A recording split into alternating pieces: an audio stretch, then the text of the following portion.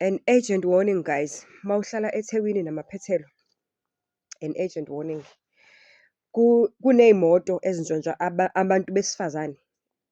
And kubukeka ngazukuthi i-target market yabo abantu besifazane between the ages of 18 up to late 30s or early 40s. Le moto is moving around these areas. It's been noted around these areas. It's 2 cars. Enye imhlophe. It's a Toyota. Kuthiwa i-Toyota what? I can't remember ukuthi kuthiwa it's a Toyota what. But there is also a blue Polo. A blue Polo Vivo that is moving in and around South Beach. If ujwayele ukuhamba lezi zindawo zako South Beach, West Street, Victoria Embankment, those people, you'll find them around those areas. And kuthiwa bayayithanda ke leya side le yaseMtateni, yabona la kule ndawo le kugitshelelwa khona imikhumbi, because leyo ndawo leyo ayikho very busy and kujwayelekile ukuthi kube nabantu abahamba ngey'nyawo lapha, either uphuma ko-Bed Centre or uphuma phakathi eMtateni cross umgwaqo. Kuthiwa-ke umkhuba abawenzayo ba-pretend-e ngazukuthi they are lost. Engathi i-number plate yabo nayo vele it's not a number plate yaseThekwini. I don't know whether it's GP or what. But they pretend as if they are lost and they are asking for a direction. Uzothi usathi ubheke lokho, kuvele bavule umnyango bakuforce ukuthi ungene ngaphakathi. So I don't know noma bakhona into abayisebenzisayo eyenza ukuthi uvele uvume nje kalula. Kodwa mina what I know, my experience is that I found myself taking ulift engingakaze ngi-understand ukuthi ngawuvuma kanjani, because I was literally laba bazitheku, I was walking on Alwal Street from the workshop site ngishona ezansi ngiya ngase Embankment ngaseMtateni. Our offices are around that side. And there was this car eyayilokhu ihamba kancane robotini. Yabona imoto mayihamba kancane ngathi yakulandela, and vele it was early in the morning, so it was quiet. I-traffic ingekho iningi. They waved as if they wanted to ask something. Ngasondela, and uguy is a nice guy, uclean, ugqoke kahle. Loyo was driving imoto white, Toyota what leyo, lama Toyota amasha, enye eyi-hash, amanye wakhona ayi-hash, amanye iy'moto angizazi-ke Nkosi yami.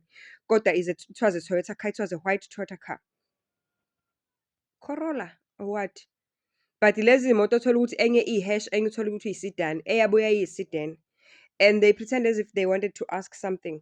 Angasondela-ke eduze ngoba it looked like umuntu o-lost. Bathi kumina bafuna i-Shell House. I-Shell House was right in front of us ngoba angithi sasiwalka kulokhunjana ku-Aliwal sehla, which is now Samora Machel.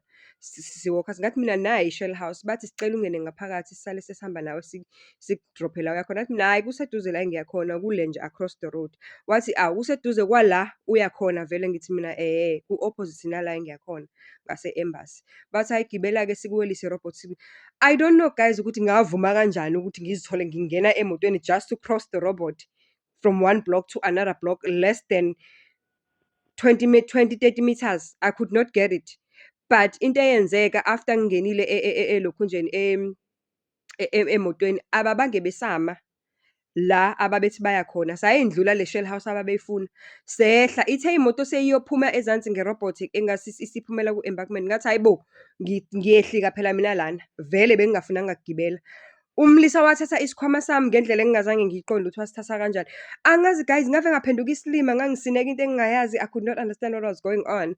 But what I remember is that by the time esengibuyisela isikhwama sami, ngoba wayelokhu engathi uyangidlalisa, umuntu lo engathi uyakudlalisa, hayi sokuhlisa lapha, hayi sokuhlisa lapha phambili. By the time ngehla mangingena e-office, ifoni yami was gone. I don't know ukuthi wallet wasinda kanjani. But be careful, laba-ke enginonishela bona njengamanje kuthiwa bayakutshontsha nje straight bakuthathe bahambe nawe. So be careful. If useThekwini, you're walking around South Beach, Point Road, around the beach side, around Victoria Embankment, and nakula madabuli, yabona la madabuli lawa in between aphumela phezulu ko-West Street. So bayayithanda lowo mgwaqo nalawo madabuli lawo ngoba lowo mgwaqo i-quiet. Ayikho busy kube ngazukuthi umuntu udukile ufuna ukuthi umbonise ukuthi aphume ngakephi. Please bantu besifazane, i-target market yabo is abantu besifazane. Be careful. Don't respond umuntu obangazi ukuthi u-lost, umuntu engathi ufuna ukubuza something, uvele uhambe nje ungabheki ngemuva, uvele uhambise okohlanya mawukuthi kanjalo kanjalo uvele uqaqa ngejubane ubaleke. You rather be looking like a fool ebaleka edrobheni than ukuthi uzithole usengozini because abanye abasindi, abanye asibazi baphelele. Naku namanje oratile ubani this lady wathathwa imoto yambuyisa esefile. Naku ezinye zezinto lezo ekufanele siziqaphele. So be careful, don't take o-lift ongabazi and don't speak to abantu ongabazi, especially uma uhamba edrobheni. Love and peace. Be careful and be safe.